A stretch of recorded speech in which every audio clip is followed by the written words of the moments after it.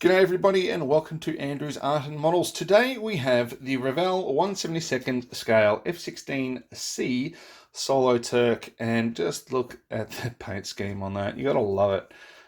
Like the Turkish Air Force or not, that is a great looking scheme. Like the F-16s or not, that's a great looking scheme. So we've got some reference photos on the side of the vehicle, on the side of the box. Yikes! I'm not even drunk. I'm still sober. And a little bit of information on the side there. It is your pretty typical standard flimsy, fragile, non-stackable Revell box. I really wish they'd just do something about that. I know people like them. I've sort of gotten used to them, and it's sort of a Revell thing. But yeah, it's kind of driving me bonkers. Everything comes bagged, so all the parts are bagged, which is nice. And the instructions, we're just going to fly through this because it's really quite simple. We've got the sprue count there, and construction is pretty much like every other aircraft you've ever built. So you do the cockpit, do the wheel wells, everything like that, put it all together, fuselage halves, wings, so on and so forth. So it's not a hugely complex build. It looks relatively straightforward, which is what you'd expect. So it's not going to be a drastic headache to put this thing together, hopefully. Painting instructions are quite interesting. So obviously we've got to do a very different painting instruction to what we'd normally do on an F-16, and that's just because of the decals, obviously. So that's to get the best out of the decals, and then we've got the decal placement sheet here. Now that's going to be a little bit more of a task, but it will look awesome when it's done. So just look at that. Look, I had to buy this kit. I'm not a huge Revell fan, but I had to buy this kit. And let's have a look. So these are the main show. This is the main event, what it's all about. They look very well done. They're printed very nicely. They're not off register. Yeah, everything. They don't look overly thick. Yeah, it looks lovely. And they've also, I mean, more importantly, you've also got lots of smaller sections too. So if you can imagine trying to lay a big decal over the fuselage, it's going to be quite tricky and difficult. One thing I would say if you're building this is just leave off all the aerials and little bits and pieces until later on. So you will find that you will just, they'll just get in the way. So leave them all off, paint your model, and put these on, seal them, and then put all the little aerials and everything on, and it should be fine. But look at that. I love that. I reckon that is really nicely done. Designed by Heart Decal, whoever they are. I haven't heard of them before, but they look great. So, moving on, let's have a look at the parts. Rightio. So, excuse me, everybody. So we have a clear part here that looks nicely done. No seam line down the middle of the canopy, which is nice, and it all looks reasonably well molded. Not a huge amount of detail on a lot of the parts there, but yeah, I mean, what are you going to do, really? It's not... they're not really highly detailed parts to begin with, are they? So I like where they've put the sprue gates on them, a little bit of thought as to where the model is going to paint them. So that's nice. They're right along the edge of the canopy there, and where you take them off, just be careful you don't fog the glass with pressure, but that should be nice and easy to get them off without damaging the part and showing it on the finished model. All right, so let's have a look at the sprues.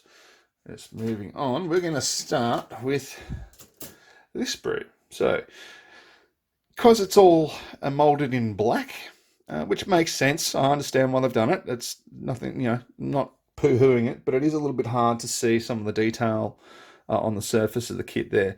So it's all molded relatively nicely. I mean, that looks pretty much exactly like an F-16 fuselage to me.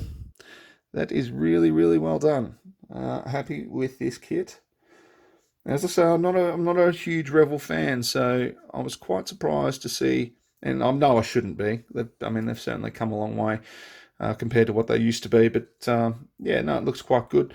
The engine nozzle is a little bit bland, but I've seen worse. It's still passable, and you've got the wheel well details here for the main landing gear. That just looks a bit, yeah, it could be better. Aftermarket set there would probably benefit it if you really want to upgrade it that much, but once painted and with a wash over them, everything, that should stand up quite all right. So it's not going to look, fantastic, but it's not going to be completely horrible either. Nicely done. Nicely done. Quite happy with that. No real flash sink marks that I can see, and all the injection pin marks are hidden, which is always nice. Moving on to one of the next sprues. Right, so we have the tail there. That looks reasonably well done. Go to the other side. Only thing I find a little bit annoying about that is you've got the aerial on there. And, I mean, that's more than likely going to get in the way, isn't it? So let's just refer back quickly to the instructions. Yeah, I think that's going to be a tiny bit of trouble. So it'd be interesting to see how that goes with the decals later on. Another exhaust nozzle there. That one, yeah, not so great. But I'm pretty certain it's the other one you use in the kit anyway, so that's fine. Around the outside of the intakes, they look good. Pylons look good. No sink marks on those. No huge amount of flash or any other issues. So really, really nice. The weapons are relatively well detailed. They're not the best I've seen, but they're far from the worst that I've seen. So quite good. And the bombs, once again, quite good. No real complaints. So far, so good. Really happy with this. And, I mean, it's a kit they've reproduced quite a number of times, and they keep bringing it out with different decal options, and why not? If it's a decent enough kit, then you'd keep doing it, wouldn't you? Cockpit tub is okay without blowing your socks off. It's not horrendous. That's the wheel well detail we're talking about. So that's the main wheel well, and that's the front and the nose one. And they're okay. I mean, that's all right. It's not, as I was saying, it's not great. It's not horrid. It'll do the job. It will do the job. Cockpit looks, the seat doesn't look too bad. The control panel there, a little bit hard to see the detail on it with the black, but the detail's fairly soft, but that's okay. Pilot, yeah, I don't know about the pilot figure. His head, I mean, I know he's got a huge helmet on, but his head just looks a little bit oversized to me. It just looks a bit strange. But, I mean, I can't tell you the last time I put a pilot figure in the actual plane anyway, so, yeah, go figure. Yeah, all looks pretty good. All looks really, really good. Right, so here is the only part where I sort of had a little bit of criticism, and I couldn't find any real reference to this online. So I'm throwing this out there for the viewers. You tell me what you think. But here we see the drop tanks. So we've got the ferry tanks on the underside there, but we've got these, it looks like to me, injection pin marks. Now, there's nothing on the back side, and, well, there's injection pin marks on the back side, but there's nothing behind where they are, and it's on both tanks. So you think, okay, well, that's where it's meant to be. That's like a refill point or something.